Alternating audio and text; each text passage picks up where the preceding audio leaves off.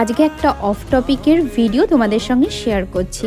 এটা আমরা চলে গেছিলাম হালিশহরে কালীবাড়িতে। কালীবাড়ি বলে হয়তো, এখানে অনেকগুলো শিব মন্দির আছে, সেখানে সবাই শিবরাত্রিতে জল ঢালতে যায়। তো আমার মাকে একজন মা বলে ডেকেছে, ভিক্ষে মা বলে, যেটা পৈতে মা। তো মার যে রিচুয়ালসগুলো মাকে দিতে হয় সমস্ত কিছু, সেগুলো মা এখানে দিচ্ছিল। তাছাড়া এখানে প্রচুর জনকে পৈতে দেওয়া হচ্ছিল, সমস্ত রিচুয়ালসগুলো এখানে করে নিচ্ছিল সবাই, অনেকে ছিল। তো মায়ের অনেক দিনের শখ ছিল একটা পৈতে মা হওয়ার, মানে আচমকাই মার এরকম কিছু অফার পেয়েছিল।